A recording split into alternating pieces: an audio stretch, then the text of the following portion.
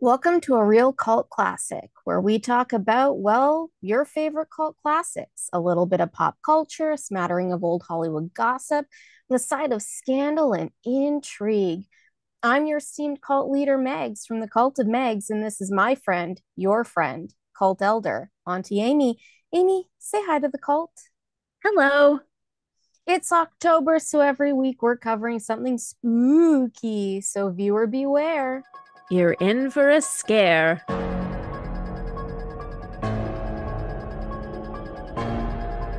So, Amy, this week feels like a fitting week since I am a cult leader and you are a cult elder, that Mm-hmm. we both chose cults to talk about.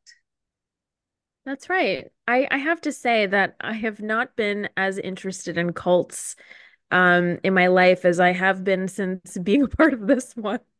And it's also, we talked about this, it's made me kind of think about cults in a different way, like positive cults or kitschy cults or weird cults. Like I think there's an assumption, at least for myself, that the word cult is associated with a big kind of religious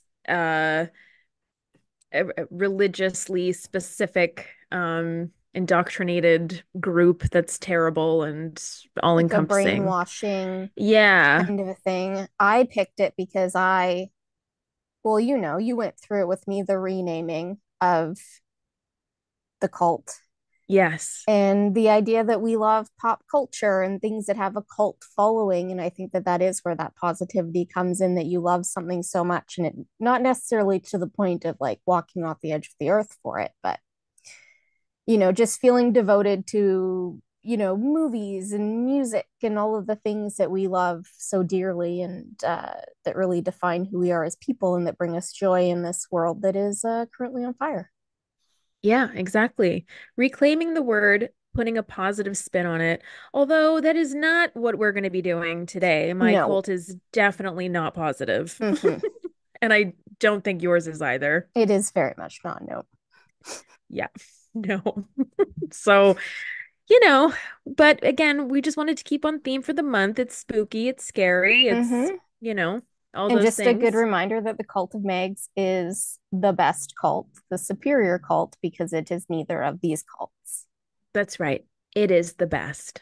Hmm. Before we get into this episode, we just want to give everybody a heads up, if just in case you're sensitive to these topics or maybe you're listening around small ears.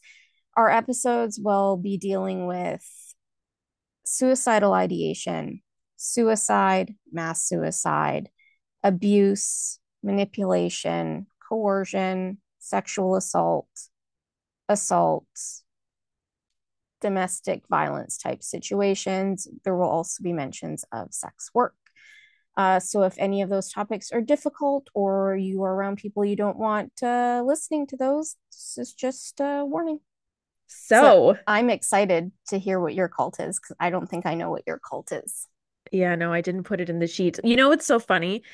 I knew that you were doing Heaven's Gate, but before that, I was looking, I'm like, oh, I should do Heaven's Gate. And then, and then I saw yours and was like, no, okay, I'm not doing Heaven's Gate. And then I went, you know what? I'm gonna look for something that is smaller. Like Mm-hmm. again, when we think about cults big, and you're gonna be covering something that I'm assuming is quite big, I wanted to look at something that people wouldn't assume necessarily that it was a cult and that it is like it's concerning a smaller unit of people. Mm-hmm. So I'm going to be talking about the Larry Ray sex cult. Have you heard of this person? No, I don't think I have. Okay, so there is a doc on Hulu or Disney Plus for our Canadian listeners called Stolen Youth Inside the Cult at Sarah Lawrence, as well as a Lifetime movie called Devil on Campus, The Larry Ray Story, starring Billy Zane as Larry, that came out in June. Now, I watched the Hulu doc. I did not watch that movie.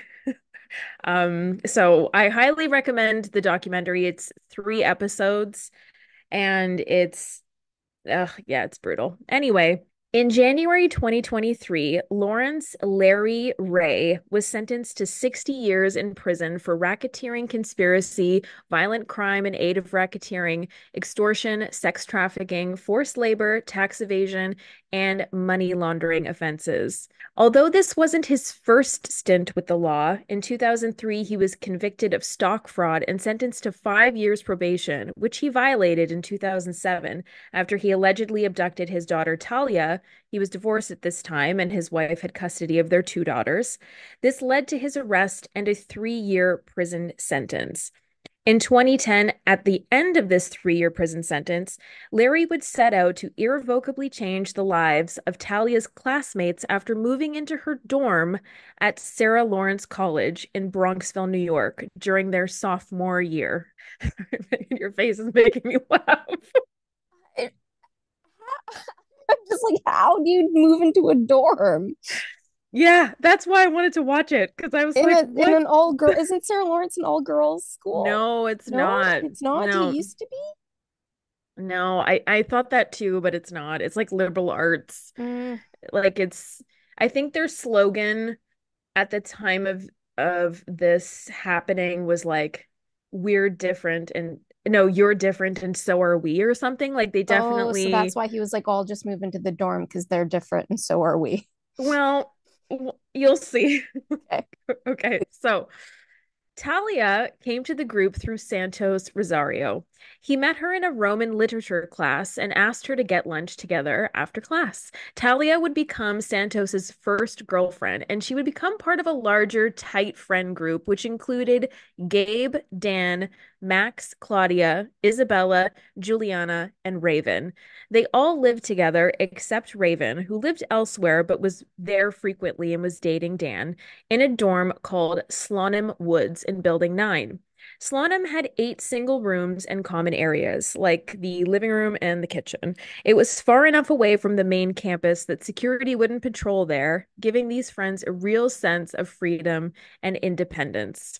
One thing they all commented on was that Talia spoke pretty constantly about her dad. It was clear that she idolized the man, calling him a hero, describing his impressive career in the military, and that he was unfairly in jail currently.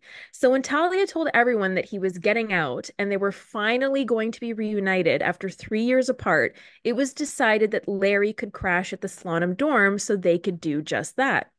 He arrived and regaled them all for hours about stories like Talia's, like things like he was Gorbachev's guide when he came to the US, that he helped with the Kosovo crisis, and that Bernie Carrick used to be a close friend of his. The stories seemed outlandish, but he could provide proof in the form of pictures and letters.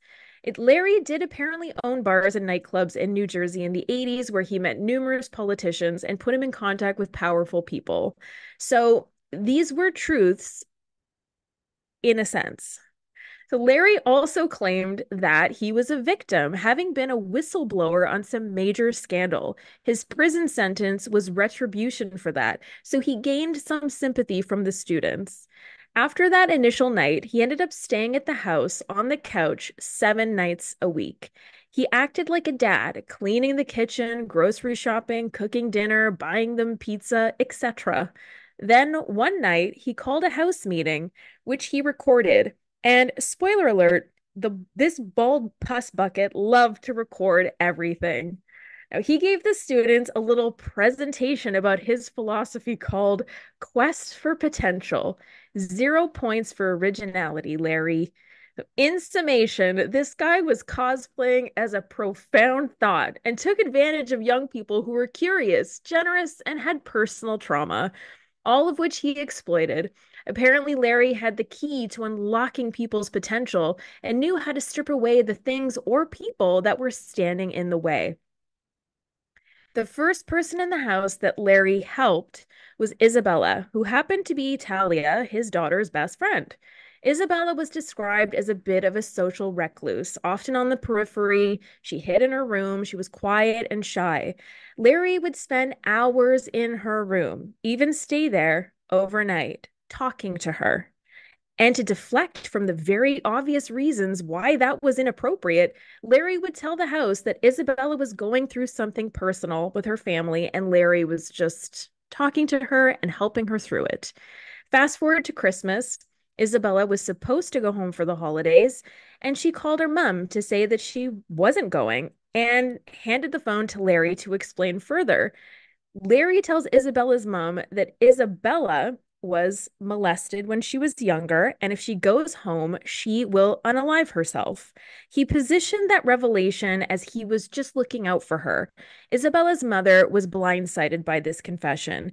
She admitted that she wasn't always in the best shape to take care of her daughter. She got sober when Isabella was 7, but this was shocking. Isabella ended up cutting contact with her family after this, and her housemates described her as coming alive with Larry, becoming vibrant, happy, smiling, interactive. This made Larry seem legitimate and like a positive force in the house. Santos, Talia's boyfriend, was next. He wanted what Isabella had gained, so he sought out Larry and told him about his family, that he had two sisters who he was closer to than his parents, and he said that his mom worked a lot and was absent, and his dad was cheating constantly, and he just didn't know how to process all of that. Therapy hadn't been helpful in the past, but Larry revealed something in that conversation to Santos that led him to be a believer. Santos started to gain confidence and he idolized Larry. Next was Claudia, who in the beginning was very judgmental and suspicious of Larry, like her best friend Raven. But she and Larry started talking. And like the others, Larry gained Claudia's trust and began his manipulation tactics. He convinced her that she was schizophrenic, which she took on as the truth. And the more Raven tried to convince her otherwise, the more Claudia would pull away from Raven. Larry was systematically isolating members of the house, getting them one on one and turning them to his side. Raven in the Hulu doc described it as going from he's weird to he's the best thing that's ever happened to me and I'll only listen to him and fuck you if you say anything bad about him. The effect this bald pus bucket had on these students was truly shocking. Next, it was Dan who had been dating Raven. Their relationship was a bit tumultuous, and Dan felt unable to navigate it, and he didn't know why it was so hard to navigate. So Santos encouraged him to talk to Larry. Larry had been helpful to him and others after all. Dan did talk to Larry, and it was in that conversation that Dan confessed he may be confused sexually. But all-knowing Larry said that he knew for sure that Dan was not gay. So Dan took this as a weight being lifted. He didn't have to wonder or work through it. Larry had the answer. Larry also told him that Raven was in the way. So guess what happened? Dan called Raven and they never spoke again after that. Since the semester was at an end, Larry invited Dan, Santos, Claudia, Isabella, and Talia to live in his apartment on the Upper East Side. This was a small one-bedroom on the 15th floor. Everyone slept in the living room except Larry and Isabella, who shared the bedroom, because, as Larry explained, Isabella was very vulnerable. Here's where things began to shift. Larry treated the summer like military boot camp. He put together a playlist that played every morning. They were all expected to be up by 7 a.m. and do 5 sets of 20 push-ups a week, then up the push-ups by 10 the following weeks until they could do 400 push-ups. Larry began encouraging the group to subscribe to a biological way of thinking, which meant that they should embrace their masculinity or femininity, whatever they were ascribed at birth. Claudia began to wear more makeup. Dan shaved his head and wore bright colors because Larry believed that bright colors demonstrated being secure in your masculinity. Okay. Larry also started explaining his belief that everyone was sexual, but that they all lived in a puritanical society. So for Dan, this meant Larry was focused on building his confidence sexually. This included Isabella emerging from the bedroom one night to hook up with Dan. This escalated to Dan being invited to the bedroom where he would receive lessons about seduction, all playing to 13th century Gregorian chants playing in the background. They would basically take turns. So Dan would witness Larry have sex with Isabella, and then Dan would have sex with Isabella. Dan explained this in the doc that at the time he felt like he was being invited into the inner circle, but he struggled with all of it. He just like there was something obviously about it that didn't sit right. Now, in the fall of 2011, Santos, Dan, Isabella, Talia, and Claudia would go to school during the day and then return to Larry's apartment at night. The other half of the group, Gabe, Max, Juliana, and Raven, were pretty much sidelined completely at this point. They didn't interact at all. Larry did add another member to this cult, Yalitza, Santos's younger sister. She was having trouble at Columbia University, finding it very lonely. Santos invited her to the apartment, and she found the way the group coexisted seemed fun and full of life, so she moved in. The apartment, which again is very small, began to get increasingly cramped and messy. Larry left it to the students to organize, cutting up Adderall for them to ingest so that they could keep focused on their tasks. Larry also said that they would be raw nerves, and it was easier for Larry to help them advance because remember, he is still helping all of them reach their potential. This is what this is all kind of built around. More and more of Larry's stuff kept being moved into the apartment, which made organizing it all very hard. Not only that, but Larry began manipulating the students into believing they had destroyed his stuff, like, for example, scratching a pot.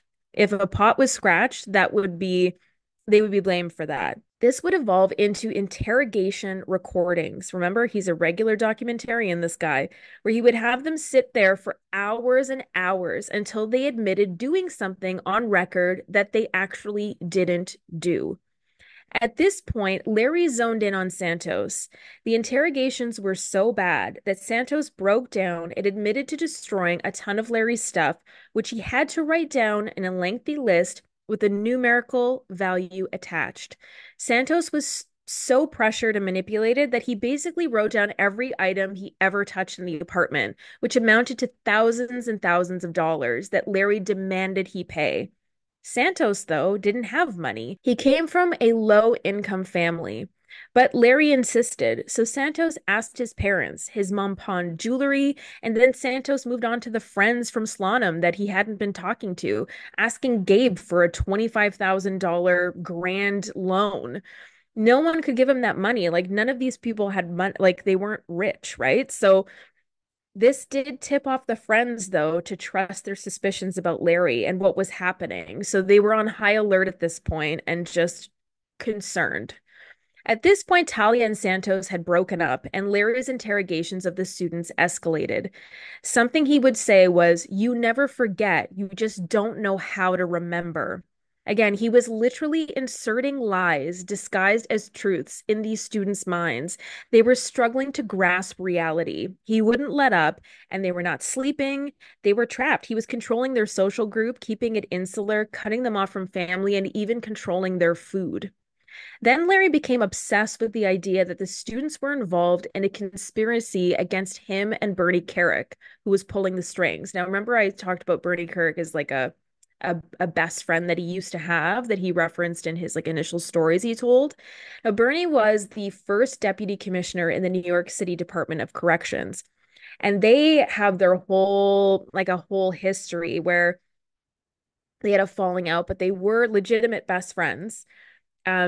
I think Larry was Bernie's best man at his wedding.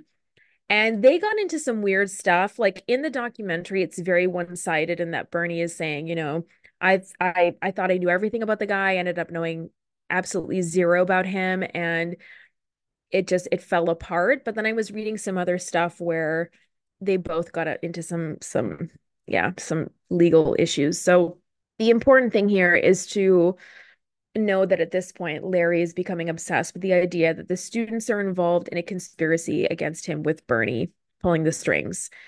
So this is where Felicia, Santos's older sister, comes into the picture. She visits Santos and Yalitza and meets Larry and promptly falls in love. Felicia was visiting from LA where she was doing a residency to become a psychiatrist. She had gotten a full ride scholarship to Harvard, then went to Columbia. She was an ambitious, hardworking person who had her whole life ahead of her. Larry and Felicia started up a long distance relationship. It was a fairy tale in the beginning. He would take her to fancy restaurants, send her flowers, be doting, all that garbage. And then he started convincing her that her life was being threatened because of her relationship with him. He convinced her that people were trying to kill her. And at this point, you have to remember, Felicia is working 12 to 14-hour days at her residency. She's sleep deprived. He's calling her all the time. He's the only person that she's talking to. Um, and so he starts to work his mind manipulation tactics on her. All of this is set against a framework of time that sets her 2 weeks away from taking the exam that would make her a licensed doctor. He broke her mentally. She began to believe him and that people were trying to kill her, even her own parents. Because again, he uses people in their lives and uses them as threats.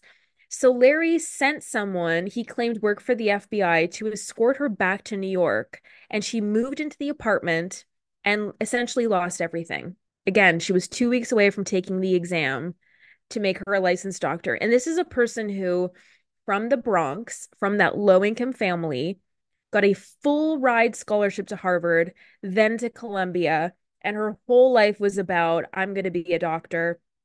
I'm going to study medicine.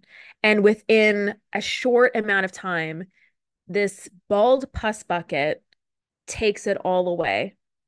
So you can tell I'm very triggered and angry about this man. Okay, so and then this is also insane. So he takes her back to New York and she moves into that apartment. She's mentally broken. She's terrified. She, again, is losing grip on reality. And she has to share a bedroom with Larry and Isabella. She's thinking they're in a real exclusive relationship. And in reality, he's forcing these women to sleep naked with him, one on either side. And she's just supposed to be okay with that. Like over the course of this time, Felicia just becomes a complete shadow of herself. And remember, we've got Santos, Yalitza, and Felicia, an entire family under the thumb of one man. So Dan was the first to get out. He suffered a brutal interrogation that included physical abuse and torture, and he had a breaking point. He tells the story of one night he finds himself alone in the apartment, which is very, very rare. And he just walked up to the roof and he climbed the water tower and he sat there and he just looked out at the city. And he said that that moment he was able to clear his mind long enough to just get the courage to just walk out of there. The problem is he left, cut ties, but him leaving made it so much worse for the people who remained. So to recap, in the apartment now are Claudia, Santos, Yulitza, Felicia, and Isabella. In the summer of 2013, Larry moved the group to Pinehurst, North Carolina, to a property his stepdad owned. He claimed that he wanted to do repairs on the property as a gift to his dad, making them all work the land. The same manipulations and abuse followed them there. Lock on the fridge, he controlled their food, he made them do intense physical labor for hours on end, and this is where he made Felicia believe that Yalitza was to blame for the decline in her mental health. And when I tell you at this point in the documentary, it's so bad. Felicia describes her mind as like she became a child. Like she's just like she's just completely unrecognizable. So Larry claims that Yalitza poisoned Felicia. And in Larry fashion, he made Yalitza confess on record that she did, in fact, poison him and Felicia and the others. Again, Yalitza did not poison these people, but she was so messed up mentally from the experience and the pressure and the blackmailing that she admits to it. And she just spun this narrative. Like, it's crazy listening to the recordings because they're fully admitting something and sort of jumping on narratives that are completely fabricated because they just have to survive. So this is where Yalitza actually gets out. So she walks out in the middle of the night towards the highway and she kept walking until she could catch the train back to New York. She cut herself off from her siblings and her parents. She was completely alone, but she got out. And when Larry and the rest of the group returned to the apartment in New York City, this is when Santos left. He couldn't do it anymore, even though the guilt of leaving his older sister behind was immense. He had to get out, and he did. And again, completely isolated from his friends, his family, he was alone. So now it's Larry, Isabella, Felicia, and Claudia. One day, a website and a video confession from Claudia surfaces. In the video, Claudia is being asked questions by Larry off camera, and it's supposed to be a confession that she poisoned her classmates, implicating the original Slalom house students, all of them. Claudia is clearly being manipulated and forced to speak. The video is so unsettling. And remember, the original students who didn't follow Larry were on high alert at this point because of previous incidents. So at this point, they're fed up and they want to take action and expose Larry and help their friends. So Raven, who used to be best friends with Claudia, looks on the website to try and find a way to contact her. Raven finds a number and types it into Google to try and see if an address will come up. It takes her to a Twitter account that's linked to an escort page for Claudia. Max immediately called the authorities who specialize in sex trafficking, but they don't help. So Raven goes to another Sarah Lawrence alum, Ezra, who was a reporter. Ezra calls New York Magazine, and another reporter joins him on this journey, and they do a deep dive on Larry and discover the following. Shocker, he's not in the Marines. His last name is actually Greco, and they get a hold of the psychological evaluation during his custody battle, which says it is literally impossible to evaluate Mr. Ray in the usual clinical manner. He is able to manipulate and control almost any situation in which he finds himself. He is calculating, manipulative, and hostile. Their research becomes a story that breaks across numerous news outlets. Larry is evicted from the apartment, so he takes Felicia and Isabella to a friend's home in New Jersey. And it's here that Larry is arrested and denied bail, leaving Felicia and Isabella, who are very much still under his brainwashing efforts, alone. Of course, at this point, Claudia gets out. Over time, Felicia moves to another apartment on her own based on her attorney's advice to split from Isabella. And Isabella does the same. Felicia starts to heal and see Larry for who he is and the extensive damage he's done to her mind. Isabella, though, is not as quick to accept that. She's still very much in defense of Larry and loves him. Like, it is very clear that she's way more far, she's far gone in this. Isabella is told by the prosecution team that unless she cooperates with them and aids in the case against Larry, they'll convict her too because they have enough evidence that she was a co-conspirator, even though they do believe she was also a victim. Isabella is torn because she believes the allegations against Larry are false, which is insane. But again, from the outside, I think it's just so easy to go with all the context, like this is madness, but we have to remember that she is brainwashed. So unless she complies, she is going to risk going to prison herself. Felicia is not in the same position, and here's why. She was able to refuse Larry, who in the end asked her to help coerce and manipulate and blackmail Claudia. And at this point, we learn that the website and video where Claudia admits to poisoning people, which is untrue, was a threat tactic to force her to keep prostituting herself through the escort site and give her earnings to Larry as penance for everything she destroyed of his and for poisoning people. So remember, Santos had to create that list and the numerical values.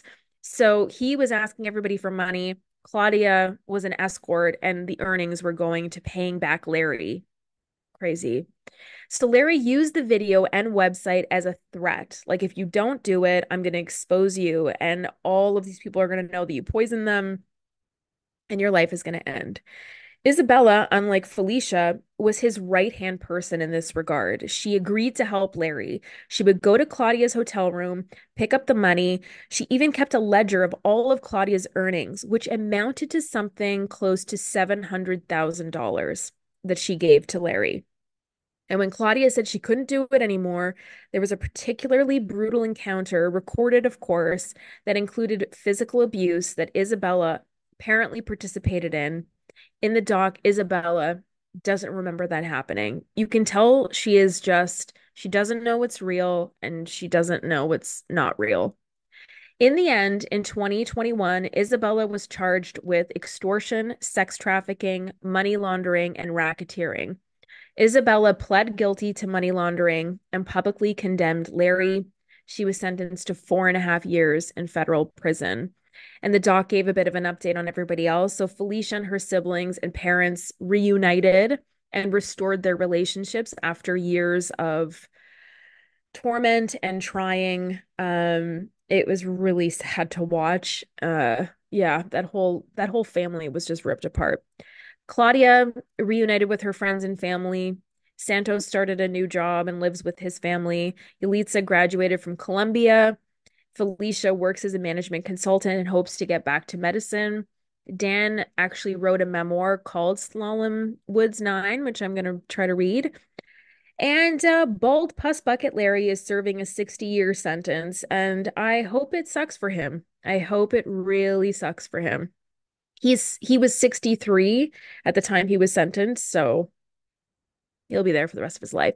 Also, something that is interesting, Talia, his daughter, who you want to talk about a co-conspirator, she was described as a co-conspirator in the trial, but she was not charged with anything. And we don't like she's just off somewhere. And she kind of drops off in the doc, which I found really interesting because I'm going, I feel like there's way more to her. Like, what was going on there? But anyway, this is the Wonder if she story did of, some deals. yeah, Larry Ray. I encourage you to watch the doc, but I had no idea that he existed and that story existed. But you can watch it on Disney Plus. Disney All the Plus. platforms. I know, it feels so, I know, isn't that funny? It just doesn't feel like the right place for it, but yeah, it's it's awful. I feel like mine is the antithesis of that one for the ethos of the cult leader. What do you mean? I mean, like, well, you'll see. Oh, I'll You'll see. see. Okay, okay. Let's go. On March 26, 1997, the San Diego County Sheriff received an anonymous tip suggesting that they should check on the residents at a mansion located in Rancho Santa Fe, California. The caller said it was regarding a mass suicide. It all started with Marshall Herff Applewhite Jr. Marshall was born in Spur, Texas on May 17th, 1931. His father was a Presbyterian minister. Shocking, I know. And thus, Marshall led a very religious life. After earning a degree in philosophy in 1952, he attended Union Presbyterian Seminary to study theology. He wanted to become a minister. His friends called him Herff. They said he was religious, he wasn't fanatically religious. He was an extrovert, popular and smart, but not pushy. He liked to sing, and he was good at it. He was also newlywed to his wife, Ann Pierce. The two ended up moving to Gastonia, North Carolina, after Marshall dropped out of school to pursue his love of music, taking a job as the director of music at the First Presbyterian Church. They had to move again in 1954 when Marshall was drafted and spent the next 2 years in Salzburg, Austria, and then White Sands, New Mexico. After being honorably discharged from the military in 1956, Marshall, Ann, and their two young children would move around the states as Marshall took on various jobs. He was an occupational therapist at a tuberculosis sanatorium in Colorado and even spent some time in New York as a cantorial soloist with a Reformed temple. In 1964, Marshall was working at the University of Alabama when rumors started swirling that he and Ann had divorced due to his homosexuality. He was fired for it. 6 years later, he was fired from his position as a music professor at the University of St. Thomas in Houston after the administration found out that he was in a relationship with a male student. The university was Catholic. It was the 60s, and the reasoning for his firing was health problems of an emotional nature. In 1972, Marshall started to hear voices and checked himself into a psychiatric hospital looking for a cure for his homosexual desires. It was at that hospital that he met nurse Bonnie Lou Truesdale Nettles. Bonnie told Marshall that the voices in his head could very well be from the spirits above, telling him that he was going to be a divine teacher. Together, they believed that they were the end time witnesses mentioned in Revelation 11, and 3 years after meeting, started holding gatherings. The first time they made headlines was in 1975 when they visited Waldport, Oregon to lecture about UFOs and how they were going to soon make contact with humans. 150 people showed up. Most thought it was tomfoolery, but around 20 people ended up packing up their belongings and disappearing into the ether, presumably to join Marshall and Bonnie. They called themselves the Class. Then they had a meeting of 400 people in Grand Junction, Colorado to welcome the aliens they believed would be visiting Earth. The aliens didn't show up, but they did gain more followers. Marshall and Bonnie, who went by all different nicknames like Bo and Peep and Doe and T, encouraged those at their gatherings to leave their earthly lives and join them in preparation for their transition to life on a spaceship. They believed they were aliens who had been sent to Earth to help humans prepare for the end. They ultimately ended up settling in Texas, where they further refined their belief system, which heavily relied on celibacy. Due to Marshall's immense shame over his sexuality, he longed to find a way where platonic relationships could develop to their full potential without sexual entanglements. At some point, Marshall had himself castrated, and a move some academics believe was to fully alienate himself from his sexuality. He would pair members of the group together with the opposite sex in order to make them learn to become non-sexual. It was called the check partner system.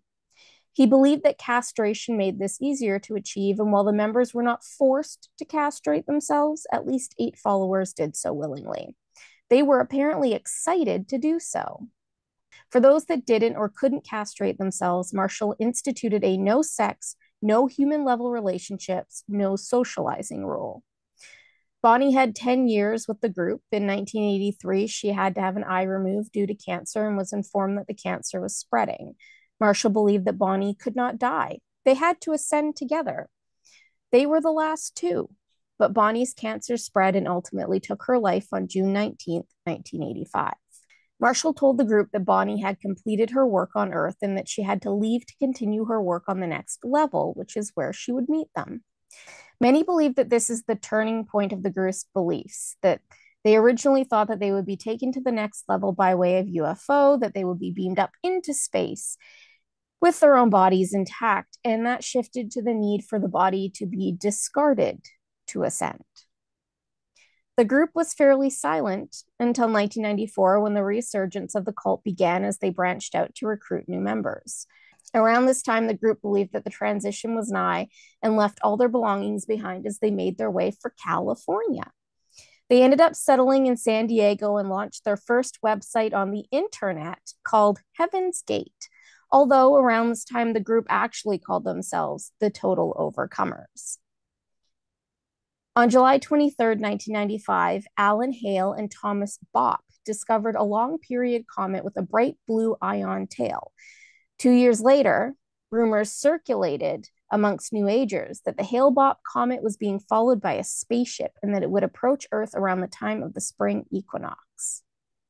This aligned with the group's belief that aliens were coming to help them ascend to the next level.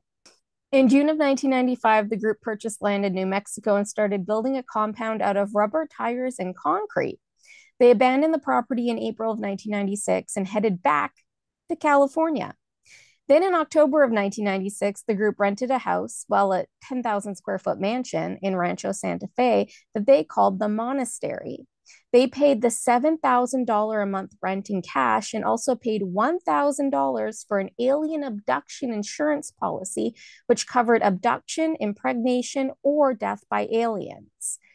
Each member would receive $1 million. And now we can barely get condo insurance, so go figure. During March 1997, Marshall recorded his opus, Doe's Final Exit, where he talked about how the only way to evacuate the Earth was through mass suicide. Afterwards, members of the group started preparing for their ascension. Under Marshall's guidance, they believed that when the Hale-Bopp comet was closest to the Earth, the gates of heaven would open for their souls to reach the next level. They videotaped their farewells in preparation. On March 21st, the group went out for supper at Marie Callender's in Carlsbad. They all ordered the exact same thing: iced tea, salad with tomato vinegar dressing as an appy, turkey pot pie for the main, and cheesecake with blueberries for dessert. The waiter who served them said that they all seemed very nice, very friendly, very polite. No one seemed depressed at all.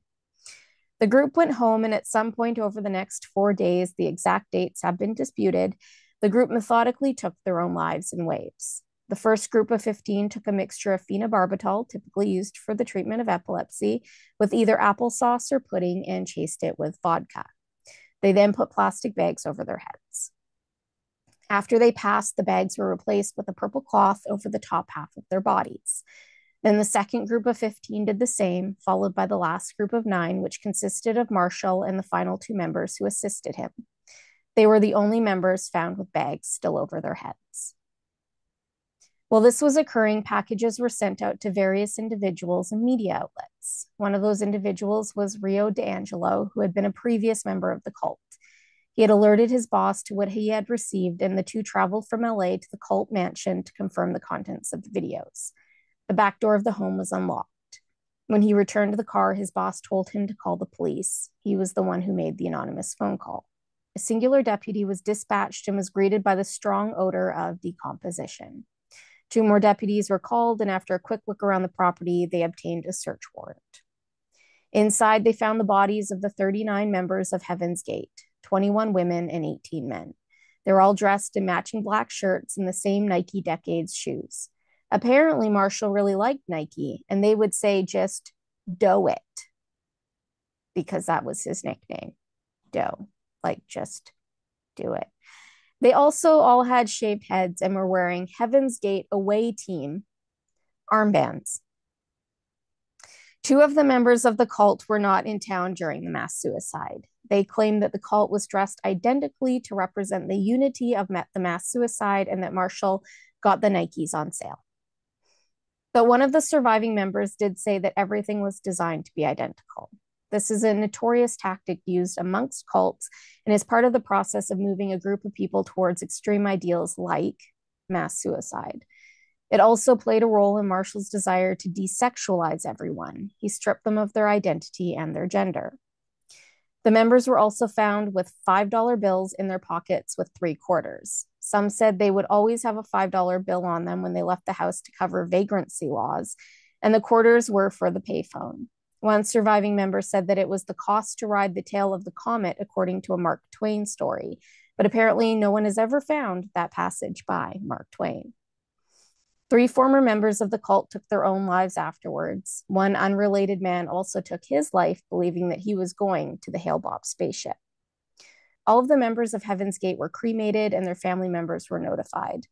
Among the family members who were notified was Nichelle Nichols, who played Uhura in the original Star Trek. Her brother Thomas Nichols was among the members who died.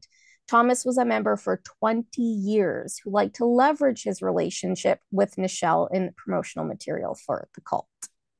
So after the cult took their own lives, the company who insured the 39 members of the Heaven's Gate cult against alien abduction stopped writing new policies. They said because of the manipulation of malevolent third parties, innocent lives were wrecked.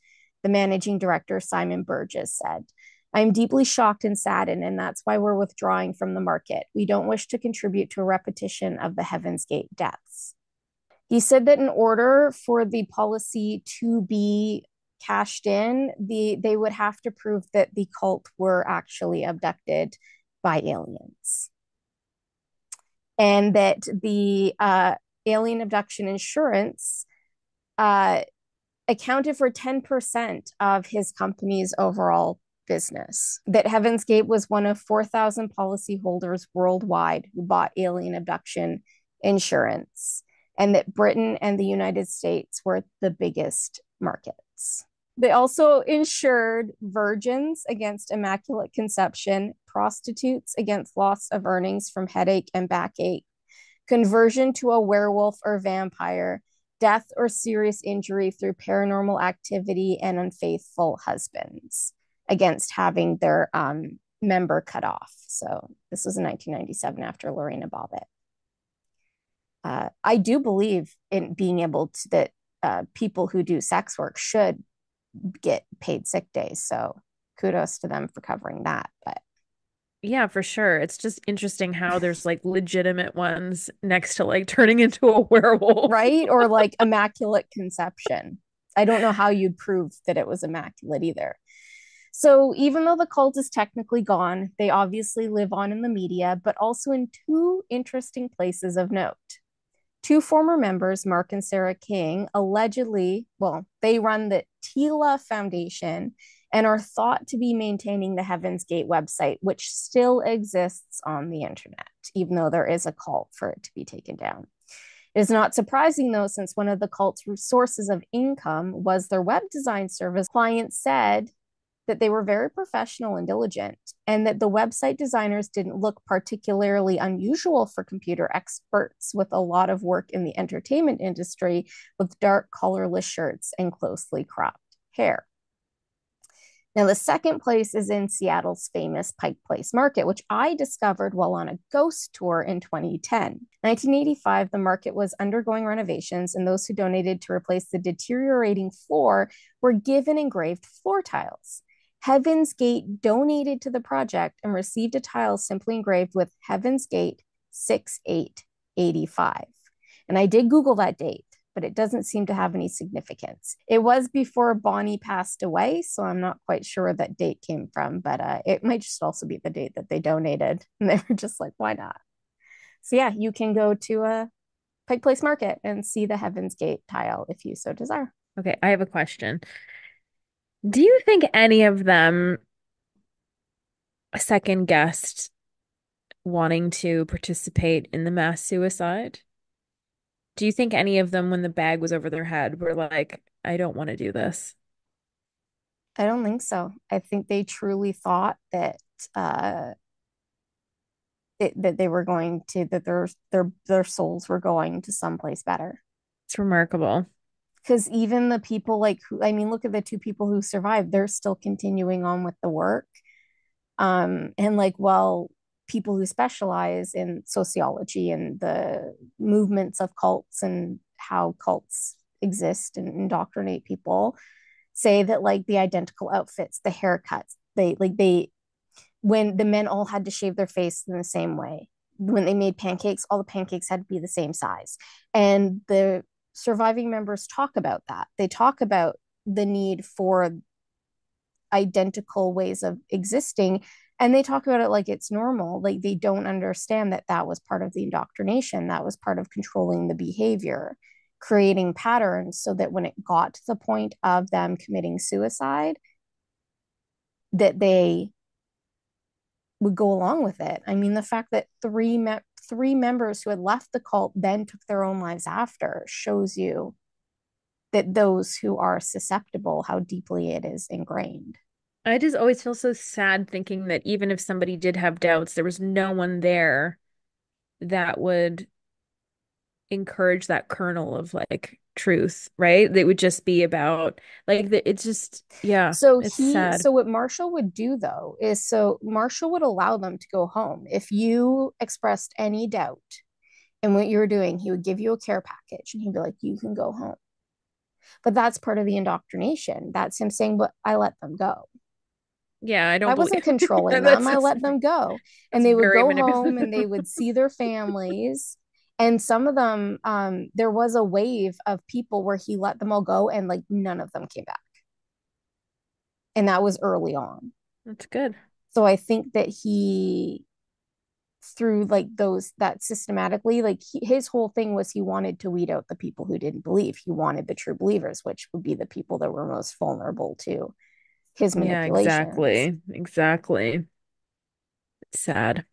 So I was in my research, Amy, obviously I was like looking up different cults, and I picked Heaven's Gate because I saw that tile and I thought that was nuts. So that I was just on this like chill go, well, chill as a ghost store can be, and saw a Heaven's Hmm. Gate tile. But I Googled and I found a list of the 16 scariest cults of all time. And the one at the top of the list is Nexium, Yeah. which we both know is a local Vancouver cult. Yeah. Yep. There's one called Angel's Landing that I've never heard of. The Children of God. I think that was there was a documentary on that one, wasn't there? Yes. The The Church of the Lamb of God, what is it? Waco, Wacko? Waco. Waco's one of them, yeah. Yeah, The Waco. Manson family, Yeah. the People's Temple. I That one think I don't that's know. Jim Jones. Is that Jim Jones? I think Heaven's Gate is on the list. The Branch Davidians, they're part of they were part of the Waco siege. Yeah. Branch Davidians, the Rajneesh movement.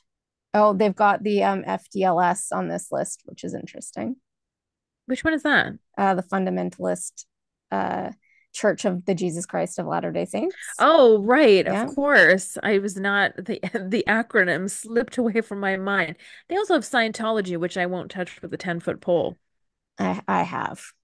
Have you? Oh yeah, I've done some Brave, episodes on that. brave girl. Um, Sign-On, which apparently started as like a drug rehab program and became like the Church of Sign-On. Oh God. Then Okay. there's the family.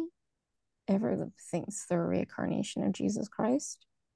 Oh, there's like a Japanese one. The True Russian Orthodox Church.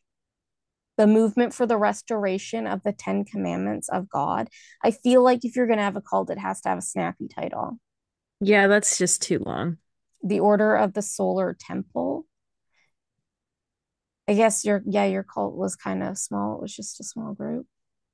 That's why I wanted to cover it. And the Yeah. reason I was interested in Heaven's Gate initially is because it was a cult sort of loosely based on the absence of sex when so Mm-hmm. many of these things are all about it, you know? I thought that was interesting. It doesn't make it any less, problematic, but I just thought that was, something different. It definitely was the antithesis of yours. Yeah.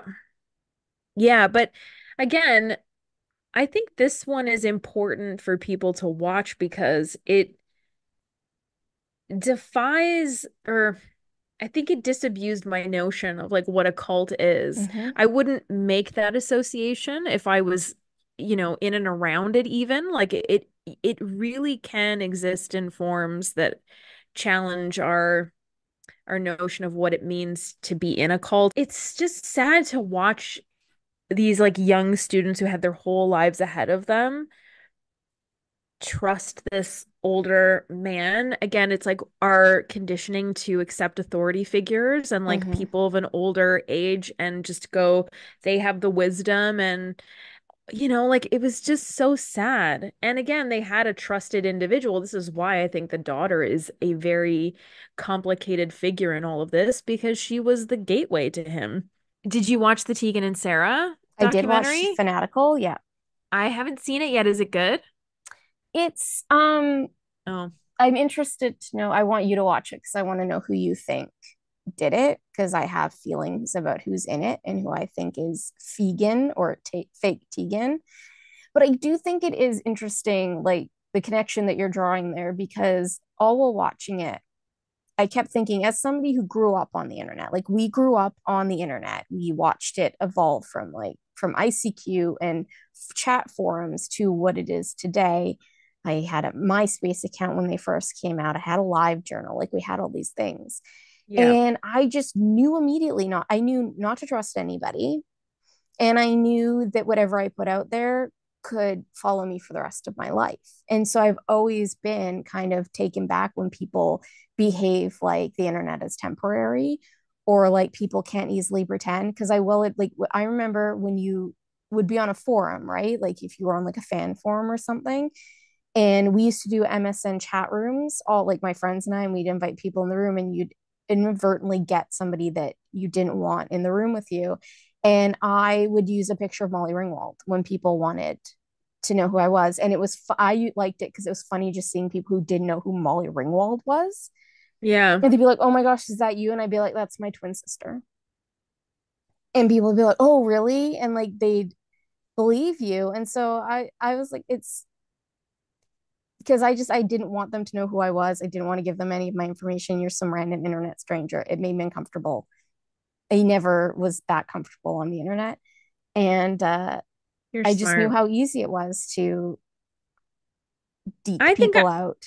I think I was a little more susceptible. I was a little more trusting, but that's because I was so sheltered. I think, like growing up in a small town, the internet was a bit of a gateway to, a bigger world that I didn't have at my disposal. Like if you grew up in a bigger city, I feel like you're exposed to more stuff. Although I did have my dad, who was in law enforcement, constantly, you know, reading us the riot act about that, about privacy, about not trusting people you don't know. Although I will say at that time, even like I was talking to my dad about social media and its place within law enforcement and how when that first came out, imagine dealing with cyber crimes. Like Mm-hmm. that now is a whole unit. Like you have a whole designated unit that has the sophistication and the tools to be able to deal specifically with crimes that happen online. When it was first coming out, like they probably were like, what are we dealing with here? It was confounding and confusing for I think a lot of people. But as you were talking about this, I just had this flash of a memory. I think I had like friends on I guess it was MSN Messenger, but like they must have been like older men or something, or like people from other cities or like places that I would talk to. And it was all innocent. Mm-hmm. It was really innocent. Like I don't think there was anything because that I would have been like, oh, scandal. But I remember just becoming almost like pen pals with people on MSN Messenger, and it was like addicting. I was looking forward to talking to these people, and you build these little siloed friendships. And I think that's what can become really intoxicating when you don't have like a grounded social force or like good close family and friends. I did have that, but I also liked the idea that I was like, ooh, maybe I'm talking to someone from the big city. Like I just thought it was also, you know, cool and novel, I See, guess. I was always just due to things that you know about happen in my family that I will not talk about Yeah. online, but like Yes. was Yeah. very hesitant in dealing with people. I do have an internet friend that I've had since I was 14. Her name is Jen. I met her on a Serial Joe message board, but I have met her in real life. She is a real What? person. Oh, that's She's so a fun. very lovely person, but I've known her, but we never met. And even though we lived, like, she lived 40, like 30 minutes to 40 minutes away from me, we never met. The first time that we were in the same space was when we were both at a Weezer show, like years after we had started talking online. But that's the That's only time cool. I've ever maintained a friendship with anybody that I had kind of met online. But the thing Yeah. that I found the most interesting about Fanatical was one, a lot of it was taking place around like 2011, 2012, 2013. And you had these grown women who are obviously in their 30s being like, "Oh, I was young, I didn't know." And I'm like, you were in your late 20s." So that was a very weird thing. And then the fact Mm. that they were showing messages that Fegan was sending them, and as somebody who has been listening to Tegan and Sarah since I was like 14 and has been to their shows and listened to them talk to each other, I was like, how are you watching? Like reading those messages and going, yeah, that's Tegan. It's That because they want it to be Tegan. right? They wanted it to be. And when Yeah. it wasn't, and like some of the relationships turned into sexual relationships, like via correspondence. And then Spoiler, when, Megan. yeah, okay. Spoiler alert, some of the relationships turned sexual. It's in the teaser for the thing, Well, I'm but saying like spoiler for me. for you, but they were upset about it. And when Tegan wouldn't meet up with them, and I was just thinking, like, the whole thing felt fishy to me and felt weird to me. But you're Yeah. right. Like, if you want it to be something bad enough, then that's what it's going to be, I guess. But I could have had an actual like member of my favorite band messaging me, and I still wouldn't have believed that it was them because that's what I've just would have Yeah. been like, that's not, but then I was also never, when I was growing up, we had a lot of access to bands and I was always at punk shows. I would stand, I've told stories about how I watched Blink 182 with Benji Madden from Good Charlotte. So I had like this access Yes. to these people, but I never wanted anything from them and I never engaged in anything from them because I knew that I was too young to be doing those types of things with boys that were in their 20s. But there is definitely like people who are of a certain mindset that want things and are willing to take things if they can have them, Yeah. if they know that it's inappropriate or it's wrong. Like Tegan was in a relationship when some of this stuff was going on, and they thought that she was like, they were okay with the idea that she was cheating on her partner, just things like that. And you have people who are very willingly offering up this information, and you can tell that they still feel confident in their behavior, or reducing it to like, I was just a young kid. And I'm like, no, you were in your late 20s. Yeah. There's Well, literally no excuse for this behavior. it is funny. I mean, we won't say which cult it is, but this I think comes back to cults and cult participants and leaders really feed into the vulnerabilities Mm-hmm. of their victims, right? And people who feel unseen or lacking a strong social circle or family unit are more susceptible, I think. People who want to And feel special, who want to feel yeah, seen. Yeah. and there was a situation in my personal life where my Mm-hmm. husband was approached a few times to be a part of a program that was meant to bring him together with a community of people within his industry. And it was like a support group thing, and there were activities and like companionship, and it was just like it was almost like a gym membership. It was really expensive, and Like my those husband came social home. clubs that were really a big Yeah, deal like before COVID. Yeah. yeah, and my husband came home and told me about it, and he had told me about these particular people before, and that they had wanted us to come over for barbecues, or like wanted us to like be a part of this social group. And after he told me about what they were offering when he went to meet with one of them, I said, that's a cult, and I don't want to have anything to do with them. And we actually got into a fight about this. He said, you're being judgmental. I know these people. That's ridiculous. And he didn't want to join the thing that they had, but he thought that I was going an extra step and sort of making that declaration or judgment about them being in a cult.